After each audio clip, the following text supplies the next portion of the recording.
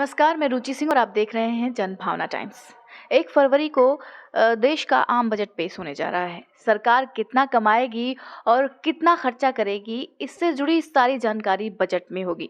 एक हाउसवाइफ की सरकार से क्या मांग है बजट को लेकर के, आइए जानते हैं। मैम, आपका नाम? मेरा नाम निरुपमा सिंह है। मैम, बजट को लेकर के आप क्या कहना चाहेंगी? देखिए, बजट तो हर साल एक उम्मीद लेके आता है, लेकिन सारी उम्मीदें पूरी तो होती नहीं हैं। तो अब इस बार भी कुछ उम्मीदें हैं, अगर पूरी हो गई तो खुश हो जाएँगे, नहीं हुई तो हर बार की तरह से निराश ही। अच्छा, पिछले सालों में घर चलाना कितना मुश्किल हो गया है? देखिए, हर चीज़ के दाम में तो जीएसटी लग गई, तो हर चीज़ देखिए रोज़मर्रा की चीज़ें हैं, इस पे इकट्ठे मतलब हमको लगता है इसमें जैसे 550 का था, अब जो है इस समय 750 हो गया है इसका। अच्छा, ये पहले 550 था। हाँ, मतलब साल भर का पहले 5.5 का था, अब ये साढ़े। तो इन सब पे जीएसटी लग के बहुत ज़्यादा महँगाई आ गई है। तो घर चलाना अब ये है कि पहले खुले हाथ थे, अब बिल्कुल बंद करके सोच-सोच के हर चीज़ें लानी पड़ती हैं। बिल्कुल मैम। जैसे कि मोदी जी की एक बहुत ही बढ़िया पहल थी कि हर घर में गैस सिलेंडर हो, और वैसा हुआ भी कहीं न कहीं। लेकिन जिस तरह से जो गैस सिलेंडर के जो गैस के जो दाम हैं बढ़ रहे हैं, इससे महिलाएँ काफ़ी परेशान हैं। इस पर आप क्या कहना चाहेंगी? देखिए, गैस पहले 350 से 550, 550 से 650, 700 हुआ, उसके बाद अब 1100 में मिल रहा है। तो आप खुद ही लगा लीजिए, जो कम आय वर्ग के लोग हैं, उनका कैसे चूल्हा जलता होगा। और मतलब परेशानी तो बहुत हो रही है गैस हाँ, की जो वजह से। जैसे कि पहले तो लोग जैसे ब कहाँ एक वक़्त ऐसा था कि 350 में गैस आ जाता था, और अब सीधे ₹1100 हैं। 1100 तो बहुत मायने रखता है, 1100। हाँ।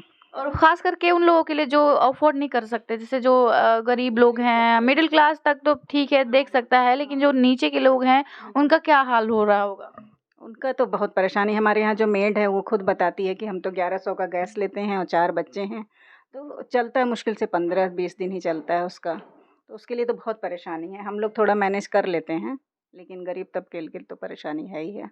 बिल्कुल मैम, लेकिन इस बार महिलाओं को ये भी उम्मीद है कि ब बजट पास होने से कि जैसा कि हम सभी जानते हैं कि महिलाएँ सौंदर्य और आभूषण की बड़ी ही शौकीन होती हैं, तो आभूषण पर विशेष ज्वेलरी है, उस पे कुछ विशेष छूट हो, इस तरह की क्या उम्मीदें हैं इस बार?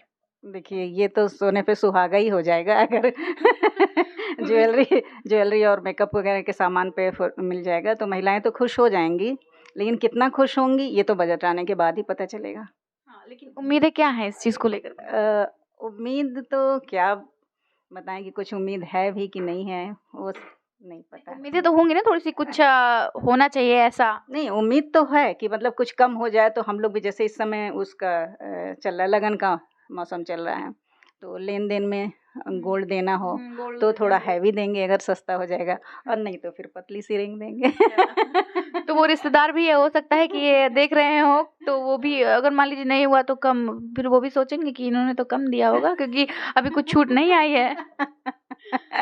वो सब तो बजट के बाद ही निश्चित हो पाएगा। अच्छा, एक चीज़ और, जैसे पढ़ाई को लेकर के बात करें, जो जी, हाँ। बच्चों की पढ़ाई है, पहले बड़ा ठीक था, लेकिन अब एक मिडिल क्लास में ही देखा जाए, मतलब गरीब तो अफ़ोर्ड ही नहीं कर पाएँगे वैसा स्कूल।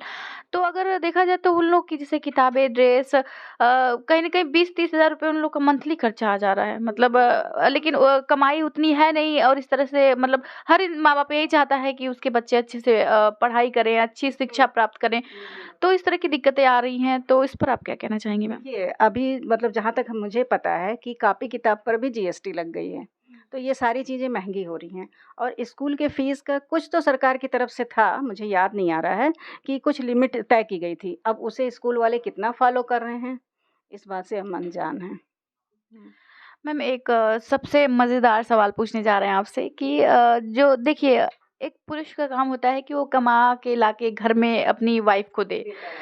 तो उसी से वाइफ़, हालाँकि वाइफ़ क्या करती है कि सारा घर चलाती है, बिजली के बिल से लेकर के, किचन से लेकर के, घर का सब कुछ महिला ही मैनेज करती है।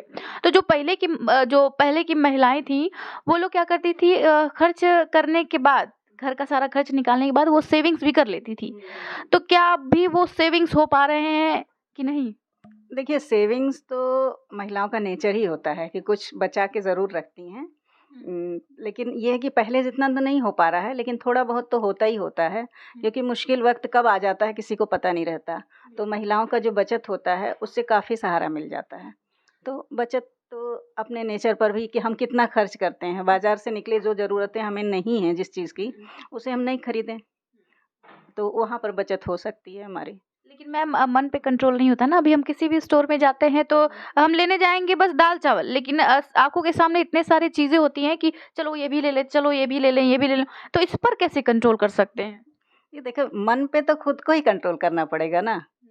मन पे तो दूसरा कोई नहीं, ऐसा कि सरकार बोल दे हम कंट्रोल कर लें, ऐसा तो नहीं हो पा सकता ना। सरकार की तरफ से तो उसको जो काम करना है, टैक्स बढ़ाना है टैक्स लगाएगा, जीएसटी लगानी है जीएसटी लगाएगा। लेकिन हमारा काम क्या है कि हमको अपने बजट में ही, पहले से हमारे यहाँ कहा गया है कि जितनी चादर हो उतना ही पैर फैलाना चाहिए, तो हम तो उसी को फॉलो करते हैं। बिल्कुल मैम, क्योंकि मैं भी अगर 2 चीज़ें लेने जाती हूँ मार्केट तो 4 चीज़ें लेके आती हूँ। तो कंट्रोल नहीं हो पाता है कहीं न कहीं तो इस मतलब जिस तरह से महँगाई बढ़ अगर रही है। हम 4 चीज़ें लाते हैं ना, तो हम दूसरी चीज़ों में फिर कटौती करते हैं। जैसे अगर अपने मन का हमने कर लिया, 4 चीज़ें ले ली, तो फिर जो और भी मन कर रहा है, जो और महँगी है उसको में कटौती कर देते हैं। मैम एक आखिरी सवाल, क्या उम्मीदें क्या हैं कि इस बार बजट में ये इस तरह की चीज़ें होनी चाहिए? देखिए, उम्मीद तो हर साल होती है, लेकिन जहाँ उम्मीद होती है वहीं नाउम्मीदी भी होती है, थोड़ी बहुत।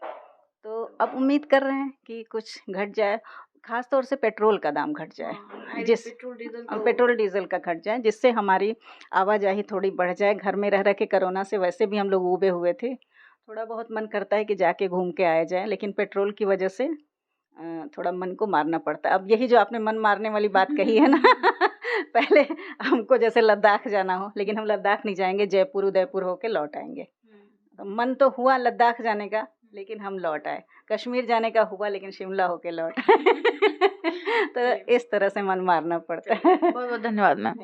तो जैसा कि आप लोगों ने देखा कि एक हाउसवाइफ की बजट को लेकर के सरकार से यही मांग है। उनकी बहुत सारी उम्मीदें हैं, लेकिन बजट पास होने के बाद ही अब पता चलेगा कि उनकी उम्मीदें कितनी सच हुई।